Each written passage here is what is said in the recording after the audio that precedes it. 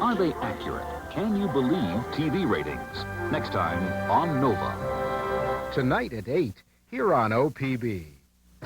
Next time on Frontline, the story of how Konosuke Matsushita, head of the largest consumer electronics firm in the world, conquered the American television industry. They had a fix on the market. Coming from Japan on Frontline. Tonight at 9, here on OPB.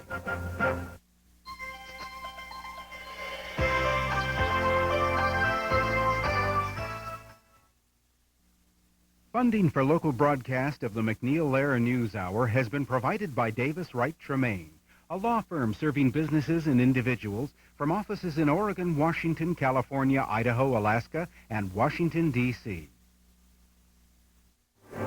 Good evening. I'm Judy Woodruff in Washington. And I'm Robert McNeil in New York. After tonight's news summary, we focus on the results of today's New Hampshire primary with our political analysts Gergen and Shields. We discuss the last blitz of TV campaign ads. Correspondent Elizabeth Brackett updates the concerns over silicone breast implants. And Spencer Michaels describes the lives of Amerasian children who come to the United States. Part of helping the world live and communicate better is keeping it well informed. That's why funding for the McNeil-Lehrer NewsHour is provided by AT&T. And by PepsiCo.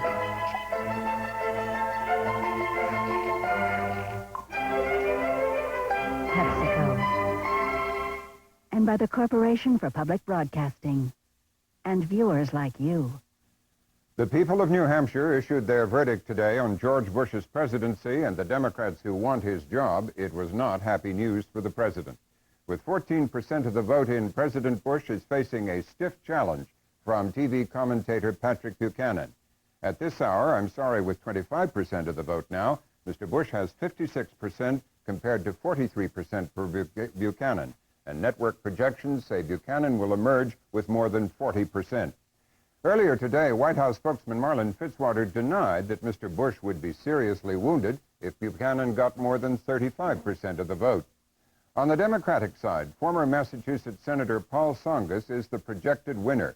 With 3% of the vote counted, Tsongas has 33%. Arkansas Governor Bill Clinton is second with 29%, followed by Nebraska Senator Bob Kerrey with 15%, Iowa Senator Tom Harkin, former California Governor Jerry Brown with 12% and 9% respectively. We'll be analyzing these results right after the news summary. Judy? A panel of scientific experts began 3 days of hearings today, which will help determine the future of silicone breast implants. The panel will send its recommendations to the Federal Food and Drug Administration. Among the first witnesses this morning was FDA Commissioner David Kessler. He talked about new information linking implants to inflammatory and autoimmune disorders, and he laid out other issues the panel must resolve.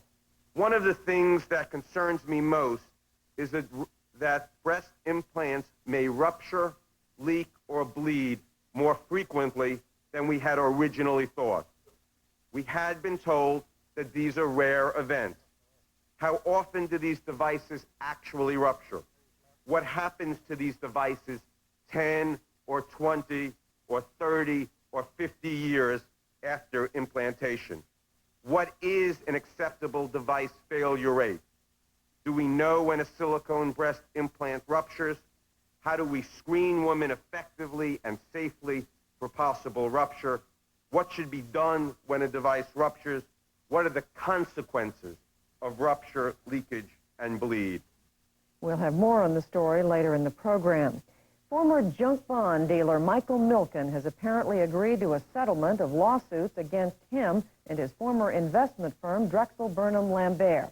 Milken is currently serving a 10-year prison term for securities fraud. According to court papers filed today, he will pay $500 million to victims of his crimes. That is in addition to $600 million he has already paid in criminal fines and restitution. The United States and Russia have agreed to set up a joint system to warn of ballistic missile attacks. Secretary of State Baker and Russian Foreign Minister Andrei Kozyrev announced the agreement today after 2 hours of talks in Moscow.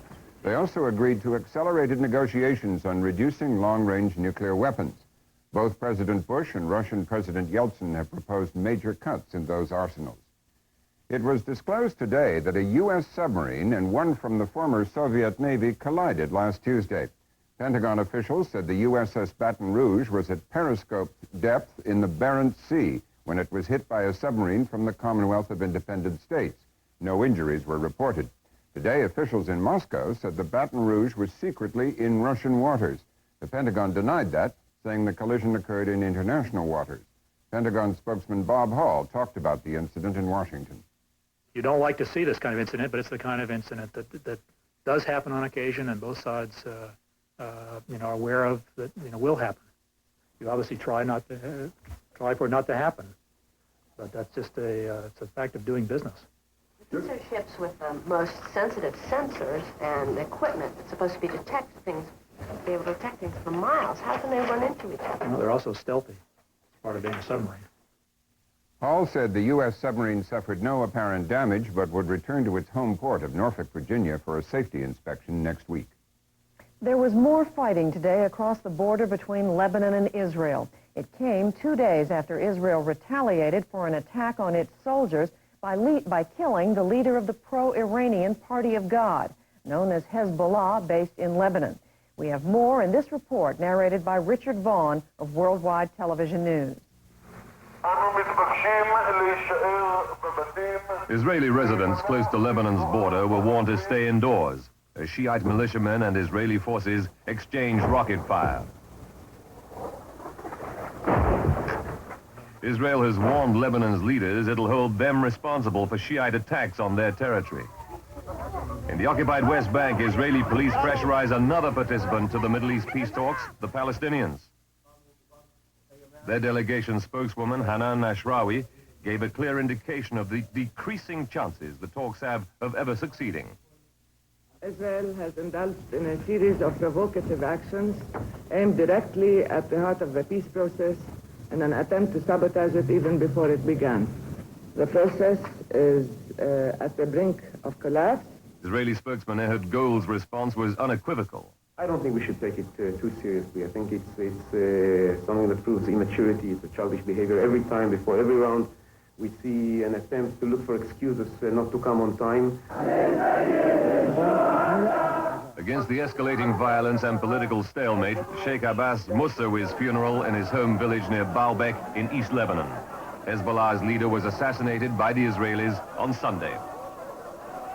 As Moussawi's body was lowered into his grave, revenge and retaliation were on the lips of thousands of grieving Shiite fundamentalists.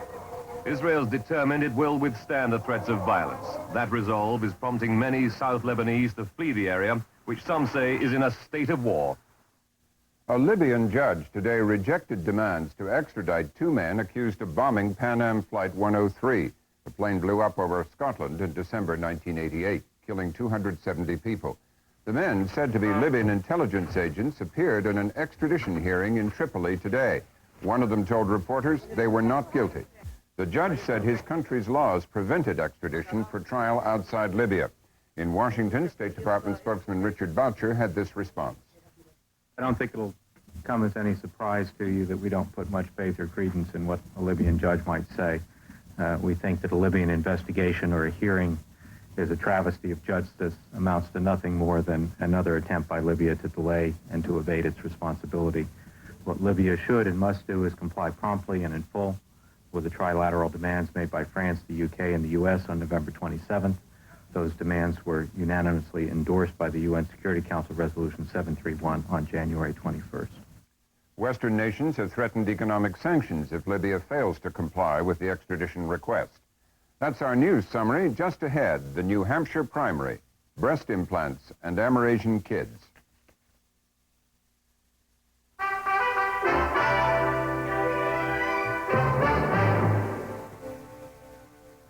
With us now to discuss the dramatic results of today's New Hampshire primary are our regular political analysts, Gergen and Shields. David Gergen is editor-at-large for U.S. News and World Report. Mark Shields is a nationally syndicated columnist.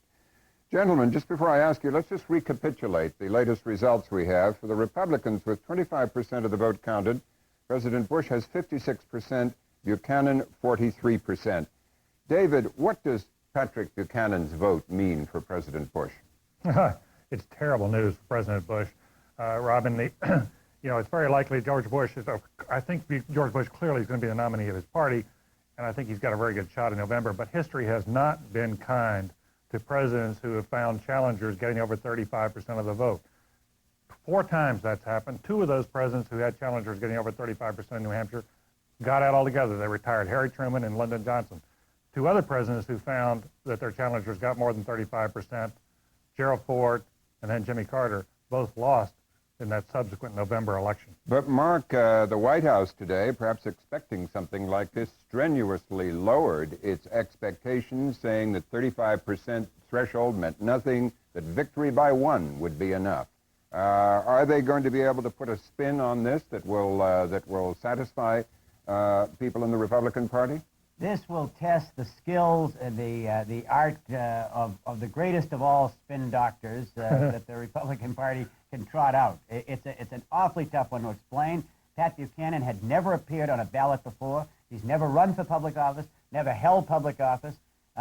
He was a columnist and a commentator. He went up there and gave George Bush the scare of his life. There's no way you can spin that. Largely by using George Bush's own words. That's exactly right.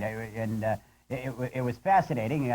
Every statement that he made in his allegedly, supposedly negative commercials were, in fact, the truth from George Bush's own lips. I mean, I'll produce 30 million new jobs, or create 30 million new jobs in a state that had suffered the loss of 50,000 and so forth. David, political commentators, and you guys have started, say, okay, George Bush is hurt, but how hurt? As you said, Buchanan is not going to deny him the nomination, but what can happen to Mr. Bush to wound him with what, in any other election, and I'm sure the White House will say this, would still be a handsome victory, 56, whatever it turns out to be percent.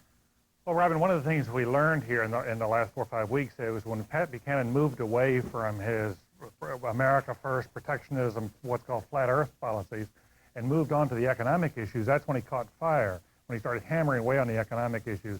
Now, coming out of New Hampshire, Pat Buchanan is going to get money, he's going to have some momentum, he's going to be able to go into some states, he's going to be able to go into Georgia and South Carolina, the southern states, and most importantly, he's going to be able to hang on until California in June, the last primary. What that means is that George Bush now faces a hammering from his right for the next 3 months, just as he simultaneously gets a continuing hammering from his left. That is not what a president wants to do in an election year. And the president's going to now be tied up with his campaign problem. He's going to have to hit the road. He's probably going to have to go negative. The dynamics of the race change in a way that's not helpful to the president. Angela Buchanan, who is Patrick Buchanan's sister and campaign manager, called this a major victory tonight and said, let's take this message down south and see what we can do with it down there. What can they, Mark, what can they do with it down there? Well, the first state that Pat Buchanan is going to go into, I think, is Georgia. Georgia's unemployment rate is 3.9%, I think, as opposed to close to 8% in New Hampshire. So you won't have that sense of economic pain and hurt that was so palpable in New Hampshire.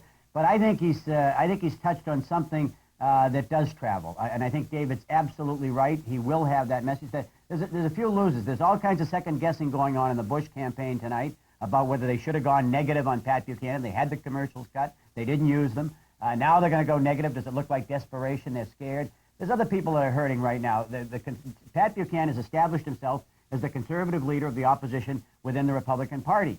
Jack Kemp, the Secretary of HUD, Newt Gingrich, the Republican leader in the House, Phil Graham, Senator from Texas, all of whom have presidential aspirations and ambitions for 1996, now find themselves now lining up behind, and Dan Quayle, the vice president, find themselves lining up behind Pat Buchanan as the leader of the conservative movement. David, William Bennett, the former Secretary of Education and briefly head of the Republican Party, said on CNN tonight, this is serious trouble for Bush, and he said, no more, kinder, gentler. What can Bush actually do, to the president actually do to Buchanan? Well, I think he's going to be, I think that when they say no more, kinder, gentler, Robin, I think it has more than one implication. First of all, they can go negative on Buchanan, and you're probably going to hear some charges of anti-Semitism that are spread around not by the president, but by some of his surrogates. You're going to have charges that, he's a protectionist who would take the country down. the road of economic collapse. But I think, Robin, we're also going to see the president very likely to become more confrontational with Congress. I think he's probably going to go after the Democrats more to show he can be tougher on the Democrats. I think this is not particularly good news for those, for example, who want the Congress and the president to get together on a package of economic stimulation. Okay. Well, let's go to the Democrats, and before we talk about them, let's just look at the results we have. With 23% of the vote in, Paul Tsongas has 33% of it, Governor Clinton 29%, Kerry, Harkin, and Brown 13, 12, and 9. In other words, quite a bunch there for third place in the race. Let's start at the bottom, first of all. Does third place give any of those people any hope traditionally after New Hampshire, Mark? No, it hasn't in the past, Robin. There's been no third place finisher who's ever really gone on. 1988's third place finishers were Paul Simon, the senator from Illinois, who was out of the race in 7 weeks, and Jack Kemp, the congressman from New York, who was out of the race 6 weeks later.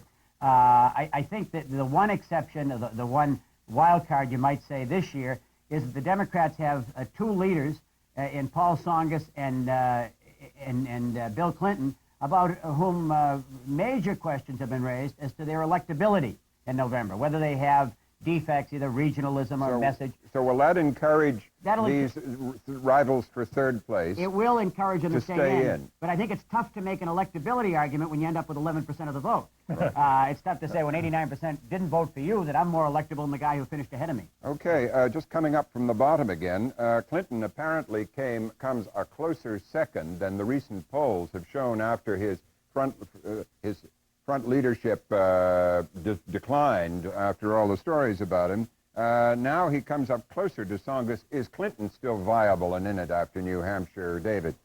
I think he is, and you're going to find a lot of the press people spinning the story now that Clinton had a comeback. Now, the numbers we're hearing at this point, Robin, I must tell you, show a closer gap between Tsongas and Clinton than what the exit polls are showing. The exit polls suggest that at the end of the night we may have Tsongas winning by some 8 to 10 points.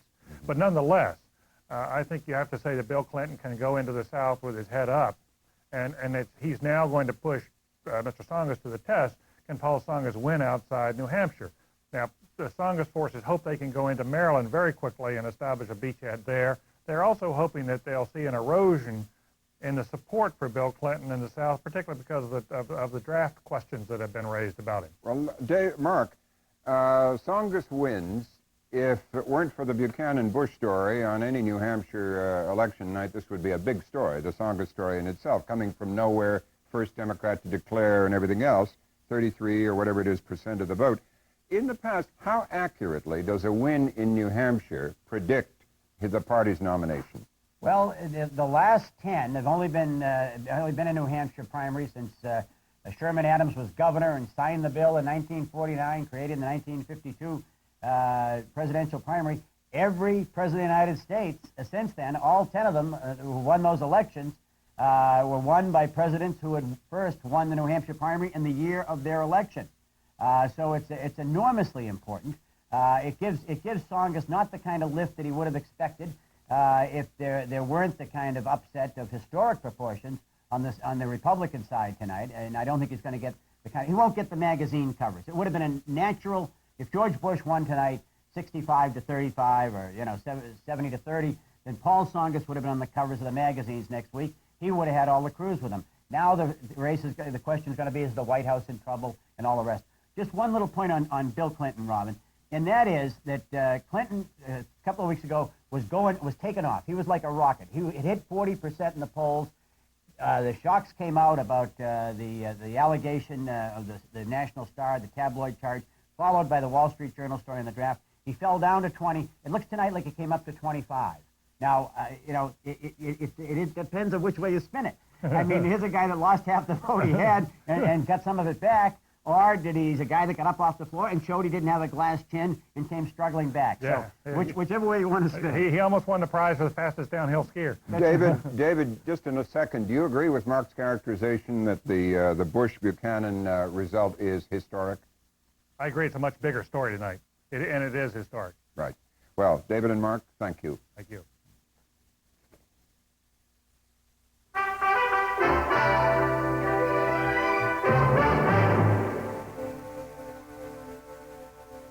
In the final days before today's vote in New Hampshire, the candidates continue to pour money into commercial TV ads to get their messages out. We're going to look now at some of those ads with political reporter Renee Loth of the Boston Globe. Ms. Loth writes a regular Ad Watch column for the paper, and she joins us tonight from public station WGBH in Boston. Renee, thanks for being with us. Thank you. Based on what we're hearing about how well Pat Buchanan is doing perhaps in his challenge against challenge to the president, let's look right away at the ads that the Republicans ran. We see on the GOP side, right up until the last minute, President Bush was staying with his presidential message, and Pat Buchanan was continuing to attack him. Now I don't believe a word that the president says. I don't believe anything that comes out of his mouth anymore. I think it's all double talk, and I suspect everything he says. I don't trust him. I ask for your vote to lead America back to prosperity and send Congress a message to pass my plan for economic growth. I ask for your vote to put our nation on notice that New Hampshire Republicans stand united to defeat the liberal Democrats in the fall. Now, Renee, that wasn't the only attack ad that Pat Buchanan was running, but just how effective were they? Well, I think that the lesson of this pre-primary campaign in New Hampshire, for the Republican side at least, is that negative campaigning works, and I think we'll probably see more of it as a result. That couple you saw from New Hampshire that was expressing its anger and disappointment with President Bush was one of a series of 4 ads that the Buchanan campaign ran called The Faces of Pain, showing actual New Hampshire citizens talking about how unhappy they were with President Bush. There were also a series of ads that mocked Bush's own words, that used, there are some advantages to being the incumbent president, but there are some disadvantages too. And I think this was an example. The Buchanan campaign was able to use the president's own words against him, both the sort of read my lips, no new taxes pledge of the '88 campaign, and also some of the promises that he made in his State of the Union address just last month. Were sort of turned on their head in the Buchanan ads, and the president was mocked by his own words. Well, the president, as we saw, the president's campaign decided to stay on the high road, not to go negative. We were told that they had actually gone into production with some negative commercials, but decided not to go with them. Was that, in retrospect, not a smart move, do you think? Well, I think it's difficult for the president to do anything other than take the high road. I mean, he is, after all, the leader of the free world and so on. He probably needs to find a way to have some surrogates do the cutting down of the Buchanan campaign that'll probably be needed in the weeks to come. He did produce, or he did at least film, some actual interviews, man-on-the-street interviews, similar to what we saw on the Buchanan side, with New Hampshire voters who were questioning Buchanan's fitness to be president. But deep inside the recesses of the Bush campaign apparatus, the decision was made not to use those ads. I know I was up there for several days last week, and Pat Buchanan, it seemed at every opportunity he had, kept predicting that the Bush campaign was going to begin to run negative ads against him. Does a candidate get, I guess, some mileage out of preempting the other side that way, do you think? Yes, I think there can be a kind of deterrent effect to both to advancing the notion that you might be attacked, and also to stockpiling negative ads just in case. And it didn't seem to scare Buchanan off any to know that the Bush campaign was preparing these negative ads. But sometimes it's almost like, nuclear war. Mutually assured destruction will prevent either side from deploying their arsenals.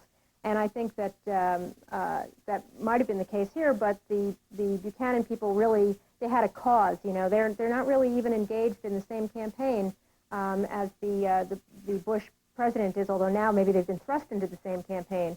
Up to this point, it was really an ideological cause. The president was complaining when he was campaigning in New Hampshire over the weekend about all this negative advertising, the criticism he was saying from both the right and the left. Was the criticism from Buchanan, Renee, unfair criticism or not? I mean, in the sense, was Buchanan pointing out what Bush had done as with the read my lips? I mean, as you said, he was pointing out what the president had said. But by and large, was what he was saying about the president fair criticism?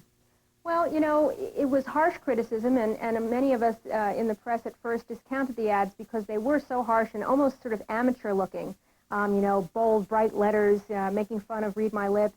But I think that there was nothing truly unfair about the Buchanan ads. They did use the president's own words against him, and nothing precisely inaccurate. And also, I think why the ads worked is that they matched the anger that the public was feeling and the fear that the public is feeling in New Hampshire.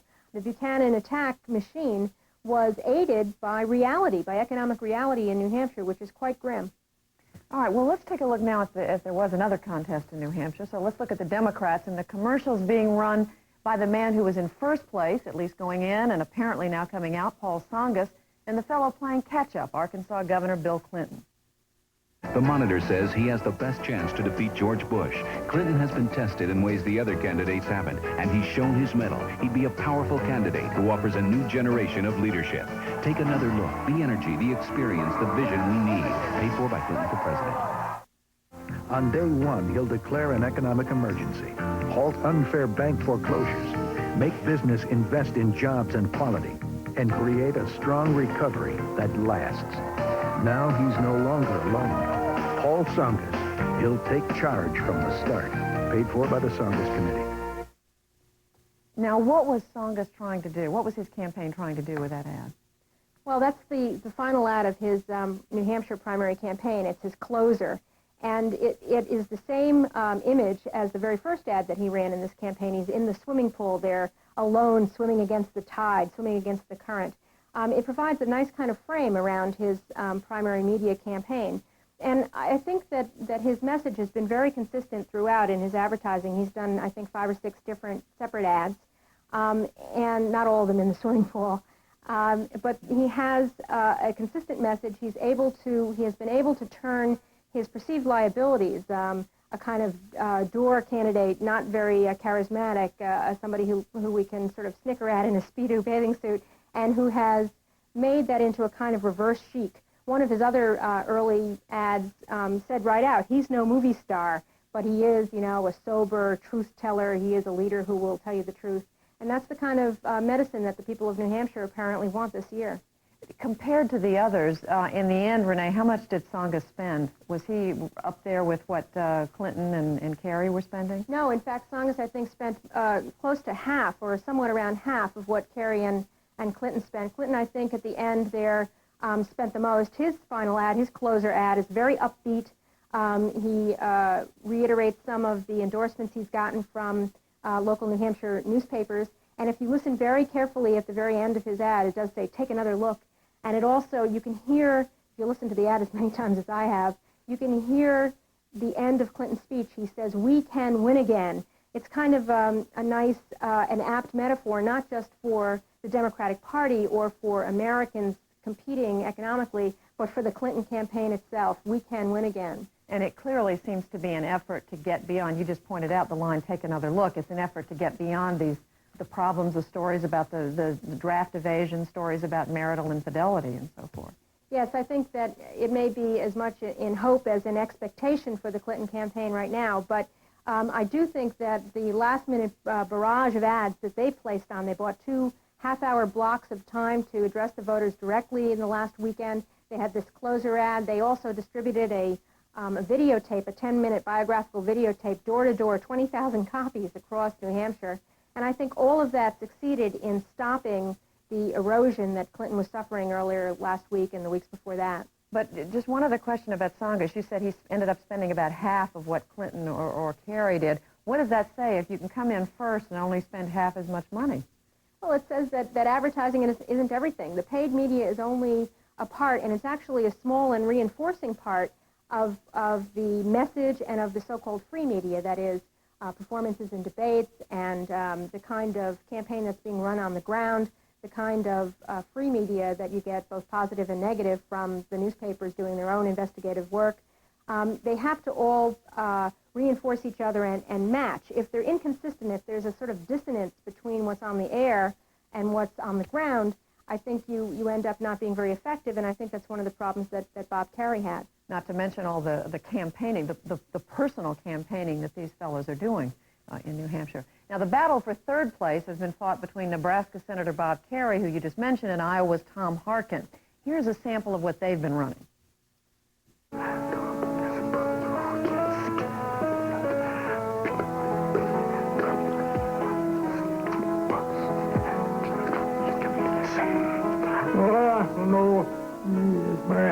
father. Tom Harkin, the courage of our convictions. For valor in battle, the Medal of Honor. From the loss of his leg to running a marathon. From nothing, a business with 900 jobs. In a farm depression, he turned a deficit into a surplus. The only attack ad on the Democratic side came from Tom Harkin. These three Democrats are all saying the same thing. More tax cuts for the rich and big business. Create wealth at the top, they say, and it will trickle down to us. In 10 years, haven't we learned? They never let it trickle down. Tom Harkin is attacking Bob Kerrey, but he's wrong on the facts. Kerry's not for tax breaks for the rich at all. He's for a targeted investment tax credit that will stimulate the economy, create jobs, and help end the recession. Now, who came out on top of that back and forth? Well, I think that Kerry, in responding swiftly and surely to the Harkin attack, was able to blunt the effect somewhat of that attack. The Harkin campaign did take that ad off the air, that negative ad, and replaced it with that very emotional, very effective, I think, final ad of Harkin's brother, this sort of testimonial from the brother, which requires the viewer, to actually read the subtitles there and engages the viewer at a much deeper level than they normally do when they're just flipping through the stations with their channel switchers. So I think that the Kerry people were able to blunt the effect of that negative ad. The Harkin campaign was the first campaign to so-called go negative. On radio a week ago, they were attacking all three of his Democratic rivals on the radio all week, and so he was also the first and only candidate to really make a negative attack on television. I think because he telegraphed his intentions on radio for a week, there was some preparedness on the part of the Kerry campaign and some others to respond. If we're to believe these very early word about what the results are looking like they're going to turn out to be, Renee, why is it that negative campaigning apparently didn't work for Tom Harkin, but it did work to a great extent, apparently, for Pat Buchanan? That's a good question. I think it's because on the Republican side there were really only two campaigns to pay attention to, and on the Democratic side there were 5. As a result, there was such a clutter of campaign advertising on the Democratic side that it was difficult to distinguish. Even watching it here, after having watched it so many times, these ads, I had a hard time a little bit distinguishing between the Harkin and the Kerry response ads there. The biographies started looking all alike. They all had pictures of the young boys. They all had pictures in their military get-ups. They all had pictures with their families. I think that they all tended to blur together at a certain extent on the Democratic side, and so each individual ad was less effective. Just a quick question about Kerry. There was some comment about the amount of money that he spent and apparently to get so little payback for it. Yes, I think I said earlier that the problem for Kerry was that his message was confused and it was not always consistent with what he was saying on the ground. He put on several, I don't know, maybe up to a dozen different ads in only 6 weeks of this campaign in New Hampshire, and each one of them had a different tagline. Sometimes it was Kerry, Fight Back America. Sometimes it was Kerry, Courage for a Change. I mean, after a while, you started wondering, what the Kerry campaign was really all about. And because it was confused and not consistent, I think that, the extra money pumped into the advertising only exacerbated his problems with his message. It didn't make it any clearer. We don't have a Jerry Brown ad to run, and evidently he ran very few, but how much of a role in his campaign did paid ads run? Oh, it played a very small role. He had a sort of innovative 30-minute program, an infomercial, as he called it, that ran on the New Hampshire stations and on many cable stations, which was, an attempt, as I said earlier, to cut through that clutter, which was so difficult to do. And he did have an ad promoting that, and I think he had one brief appearance of one of his campaign managers supporting him. I think that there's, a kind of a yearning on the part of the Democrats for some alternatives to the frontrunners, and I think we saw that in Jerry Brown's surprising showing, and I think that we'll also in the Mario Cuomo and Ralph Nader even write-in campaigns, neither of which were authorized. I think that there's a kind of unhappiness with the Democrats whom we've been presented with. And again, on Brown, for someone to have done so little in the way of paid advertising and to do better than some of his some of the competition. Well, I think that Jerry Brown, I mean, this is not an advertising issue, but I think that he was able to tap into the same anger and fear and frustration of the voters on the Democratic side that Pat Buchanan did on the Republican side. I mean, it's really sort of the same dynamic there. They both stand up against the system, one from the left, one from the right. They both seem to be, you know, outsiders, not corrupted by the system, and I think the voters were responding to that. Well, we appreciate your being with us, Renee Law. Thank you.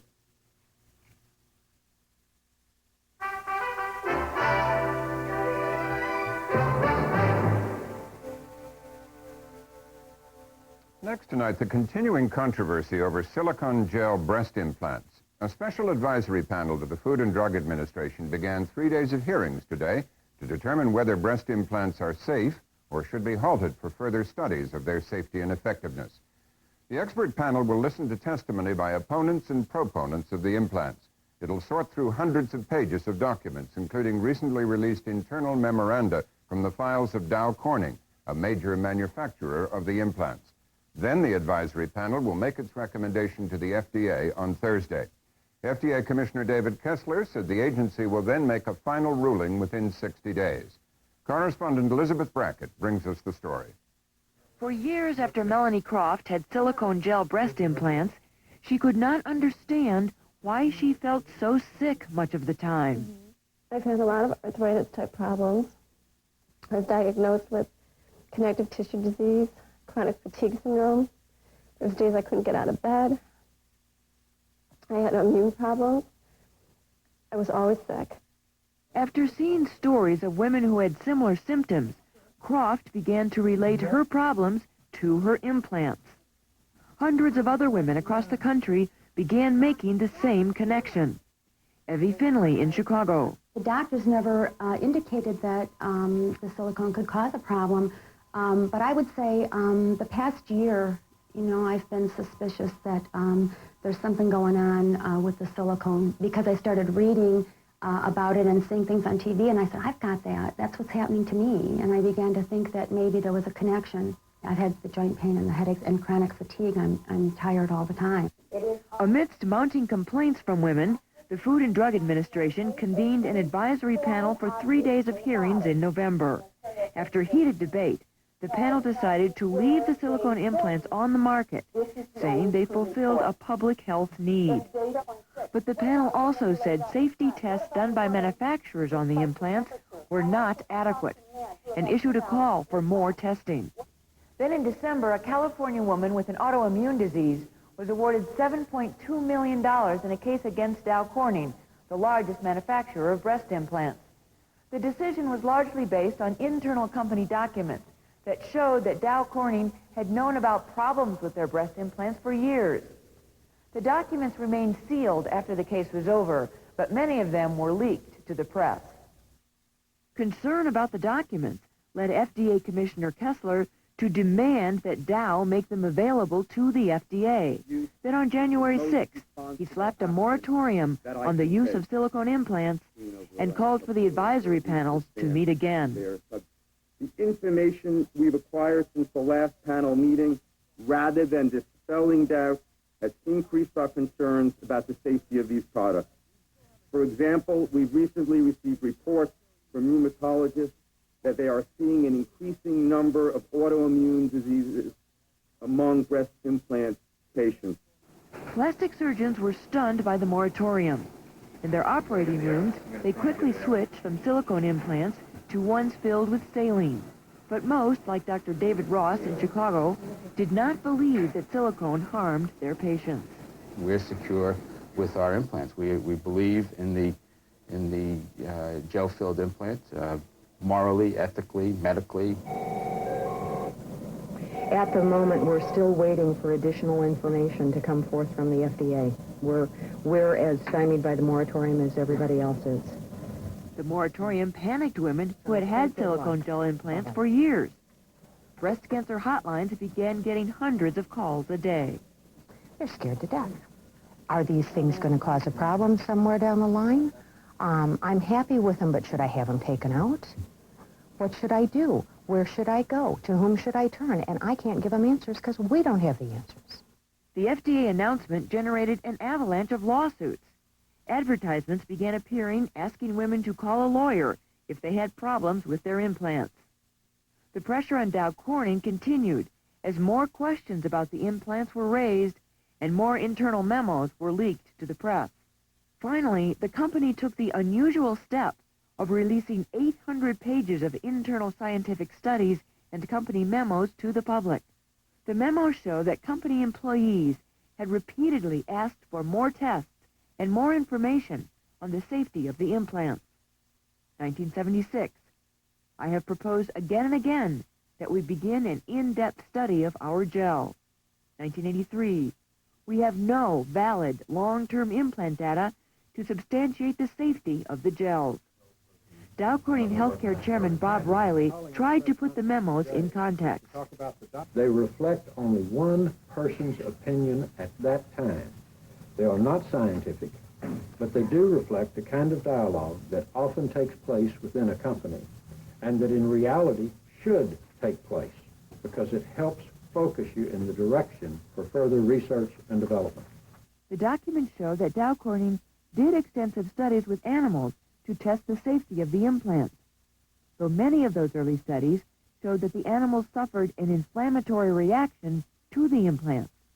But Dow claims that is not a problem. That's a normal, expected reaction to any foreign body. It typically is referred to as the foreign body reaction or foreign body response. Both of those are biologic events that are expected. They are not adverse. But Dow Corning did no studies that test the long-term reaction of the human body to silicone. Lawyer Kenneth Mall says that will be a critical point in his client's lawsuits against Dow. They had blinders on. They rested on previous studies that were conducted in the 40s, 50s, 60s, not concerning silicone that is implanted in breast implants, but silicone used for other purposes. They rested on those studies that was biologically inert, and they closed the book. But scientist Nir Kosofsky says Dow should not have been expected to do such studies. From a business perspective, it would not make sense for Dow Corning to invest in fundamental research on understanding the biological reactions to silicone, while all the other manufacturers would basically be able to live off of their investment. The biological reaction to materials is a fundamental science question. It's really an issue that, a problem that should be funded by the major funder of biological science in this country, the National Institutes of Health. In some of those gaps. When the FDA advisory panel reconvened today, Dr. Kessler said there were two basic questions that must be answered. First, what advice should be given to women who already have the implants? And second, should the implants once again be made available because of public health need? Panel members first heard testimony on how often silicone implants ruptured or bled. FDA Science Director Alan Anderson laid out the problem. We're also increasingly concerned about the prevalence of rupture among implant patients. Commonly used figure for that prevalence has been around 1%. The standard of care for symptomatic ruptures has been to remove the implants. But new information suggests a greater prevalence of implant patients who may experience silent rupture, that is, rupture which goes undetected by the woman or her physician and may be discovered only through mammographic screening for breast cancer. You agree that there's a large percentage or some significant percentage of breast cancer or of the breast that isn't going to be seen with mammography with breast implants? Yes. There was a study in the plastic surgery literature by Dr. Silverstein which really alerted us to the presence of the problem in detecting cancer in the augmented breast. Anywhere up to 82% of the breast tissue could be missed with mammography. The panel learned that mammography and sonograms did detect a rupture rate from 3 to 6%, with a much higher rate of gel bleed or leakage. The next critical question: does the silicone in the body cause disease? Plastic surgeon Dr. Boyd Burkhart. The gel-filled implants have now been in use for almost 30 years. over 2 million women have received these implants. Some of these women will develop systemic sclerosis. Many will develop joint pain, breast cancer, and migraine headaches. The fact that they also have breast implants should not and does not imply a cause and effect relationship. But in the afternoon, panelists heard from doctors who treated patients with breast implants and who had suffered a variety of autoimmune diseases. The mom got breast implants, liked them. Subsequently, the twins on the same day got the same implants. Subsequently, the mother developed scleroderma. One of the twins shortly thereafter developed chronic silicone arthropathy, and about 18 months later, the second twin developed it. So chemistry is destiny. And if you're putting this material, injecting it in or putting it in a bag that leaks or bleeds, you have to run into trouble in some patients, and I think that's what we're seeing.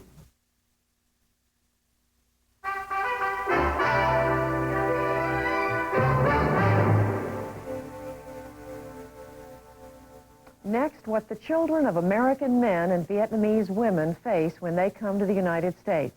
By the end of this year, the offspring of America's role in the war in Southeast Asia will have been identified and interviewed in Vietnam.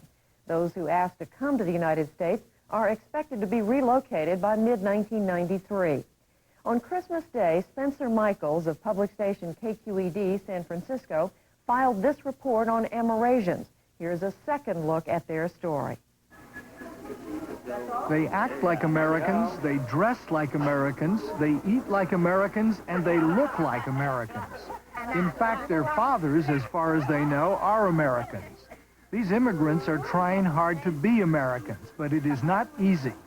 Hi, my name is Kim. I am American. If I say my pronunciation don't correct, I wish all of you pardon me. 19-year-old Kim Win has been in the United States 2 months. He is an Amerasian, born of a Vietnamese mother and an American father during the Vietnam War. He spends most of his time learning English from tapes and a book. Melissa sat alone by the empty swimming pool, watching the sun begin to set behind the palm trees into the ocean beyond.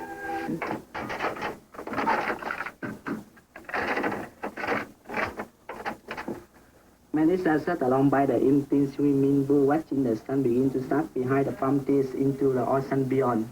Kim and other Amerasians are here as the result of a law passed by Congress in 1987, allowing them and their families into the United States. Currently, they are arriving at the rate of $2,500 a month. Their life is a struggle in America as it was in Vietnam. They grew up mostly poor and despised, of mixed race, some looking white, some black, some Hispanic. The Vietnamese shunned and taunted them as half-breeds, unwanted in a racially pure society. For more than a decade, the plight of Amerasians was mostly ignored by all but a few Americans. And with no diplomatic relations between Vietnam and the United States, arranging for immigration was complicated and slow. Now, under the Amerasian Homecoming Act, the government is funding resettlement programs like this one near San Jose, California, which is directed by Sister Marilyn Lacey of Catholic Charities. They really are our kids, and it's a tragedy that we forgot them for as long as we did and didn't bring them over here when they were young children and could easily have been adopted or put into good schools and made the adjustments so that they would have grown up Americans. More than 17,000 Amerasians will come to the United States this year out of a total of 70,000 Vietnamese immigrants. Many of them will make their way to cities like San Jose, which already have a thriving Vietnamese community. Amerasians hope and expect that the discrimination they felt in Vietnam will be left behind, but that doesn't always happen. Jenny Dang, an Amerasian who came to the United States in 1984, still feels some discrimination. She is married now and expecting a baby, secure in a new life. Happy she left her homeland where Vietnamese used to throw stones at her and call her names. But some of that remains. It's more subtle than before. You know, we don't have kids running around calling you half-breed, but it's still there, you know. Just a little bit. For the most part, Jenny's transition to life in America has been successful, but she knows how hard the road is. I worked with Amerasians in the past year. I learned that about like 30% of them are very, eager to, to become American, eager to get ahead. But there are at least 60 to 70% are still confused. Hai Mai is one of those having a rough time. He has been here 10 months and is often alone. Speaking virtually no English, he can't find a job and has had trouble making friends. He spends much of his time at a coffee shop where only Vietnamese can be heard above the music. Young Amerasians hanging around places like this worry the social workers at Catholic Charities. There's an element in the Amerasian population, as there is in any population, that is involved in antisocial or criminal activities or drugs or gangs. We figured this could be something that a larger proportion of the Amerasians would be at risk for. And that's why we proposed the setting up of these programs at the local level that would kind of front-load the services. Shake before using. Shake? In order to head off potential problems, Amerasians are encouraged to attend English classes, given every day and meant to get them up to speed on American life. Operator, this is an emergency. I need help. Someone is choking. I'll connect you with the police department. They will send a police ambulance. Using some U.S. government and some private funds, Catholic Charities provides the Amerasians with counseling, job development, and even a social life.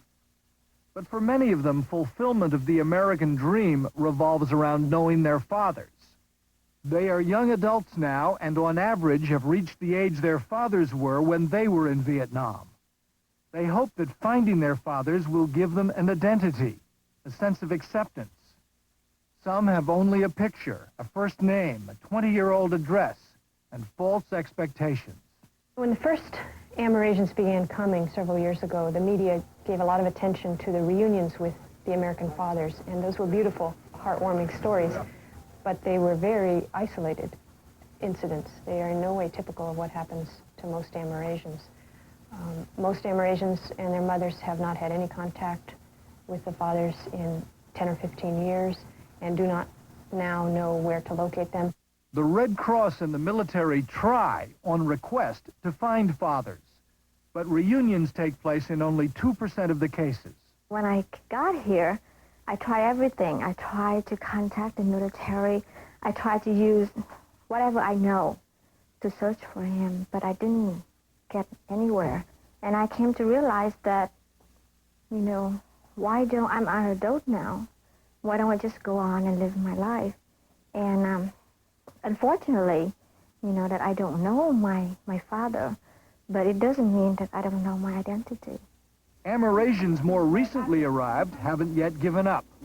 Tri Tran, here with a caseworker, wants to make contact with the man in this photo his mother gave him. I have his picture and his address.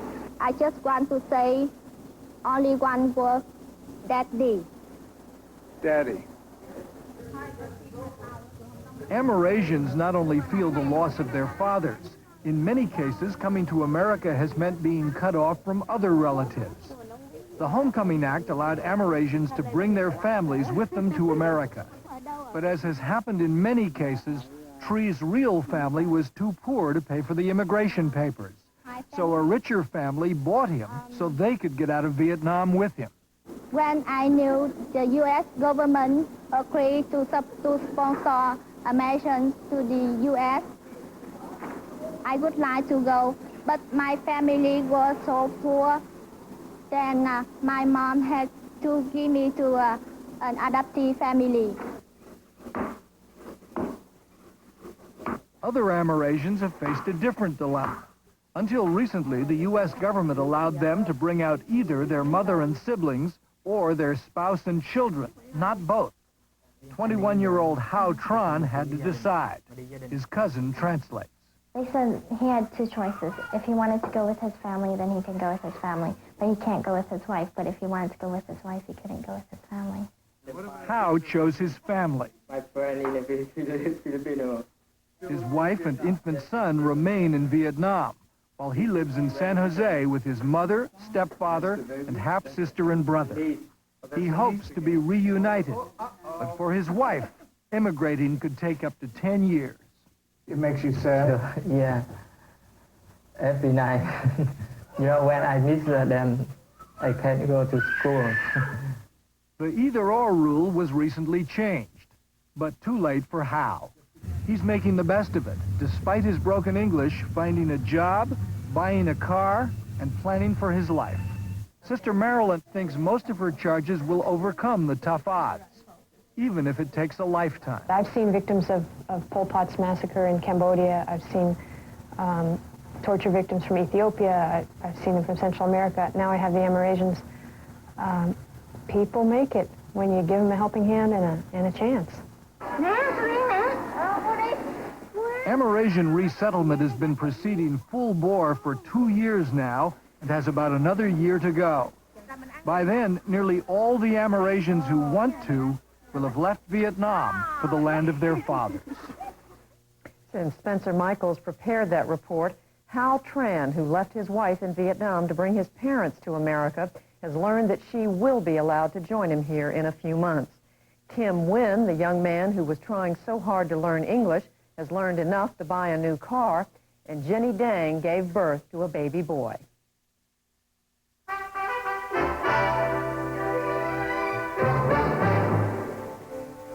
Again, the main story of this Tuesday, the 1992 race for the White House. Voters in New Hampshire went to the polls in the nation's first primary. President George Bush faced a stiff challenge from TV commentator Patrick Buchanan. At this hour, with 41% of the vote in, Mr. Bush has 56% compared with 42% for Buchanan. The networks are projecting that margin will hold. This evening, Mr. Bush issued a statement in which he said he was delighted to have won the primary, but he understood the message of dissatisfaction shown by the close vote.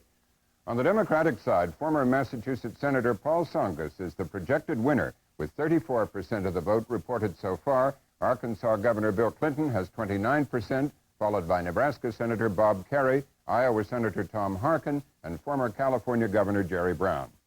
Good night, Judy. Good night, Robin. That's our news hour for tonight. We'll be back tomorrow night to discuss what's next after the New Hampshire primary. I'm Judy Woodruff. Thank you and good night. Funding for the McNeil-Lehrer News Hour has been provided by PepsiCo.